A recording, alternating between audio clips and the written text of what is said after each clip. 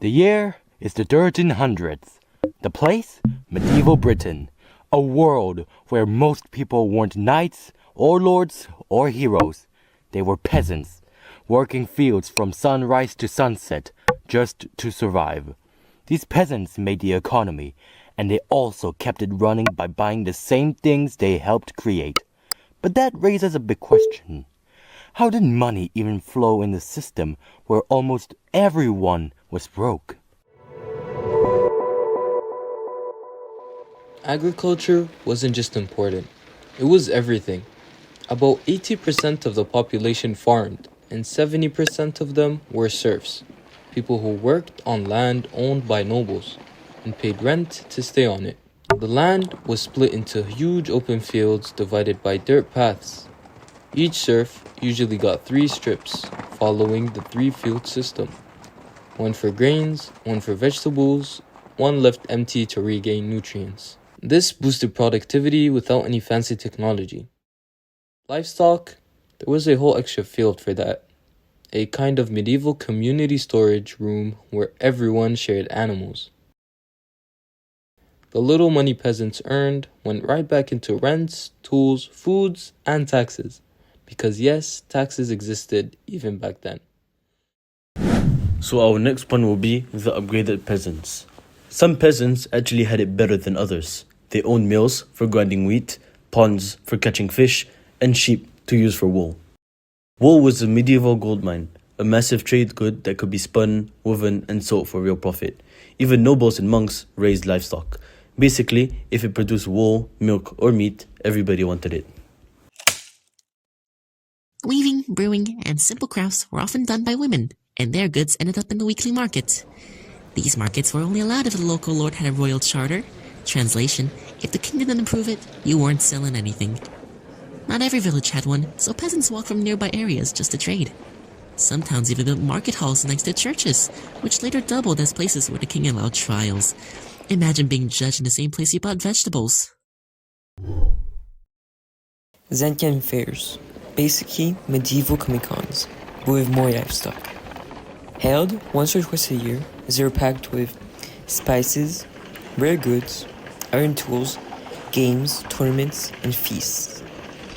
And because traders traveled long distances, special laws protected them to make sure nobody robbed or scammed them.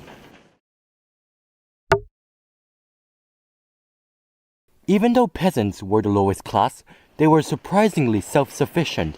They made or gathered firewood, clothes, and basic tools.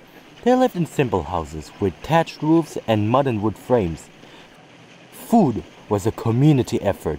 The blacksmith fixed tools, the millwright kept the mill running, the baker turned grain into bread, and the village cow provided milk for everyone. Their diet? Mostly bread and soup, with beer as their reward after surviving a brutal workday. Religion controlled daily life. The pastor wasn't just a priest, he was influential, sometimes even advising the Lord. When the Lord left, the steward ran the estate, and the bailiff oversaw the fields. Crops were harvested at set times with the best portions going straight to the Lord or the towns. Most peasants only kept small amounts for survival. The entire village, whether a cluster of houses or scattered farms, functioned under the Lord's control. Rent plus taxes equaled the price of staying alive. Our next point will be the system breaks, famine and plague. A system so dependent on agriculture had a fatal flaw.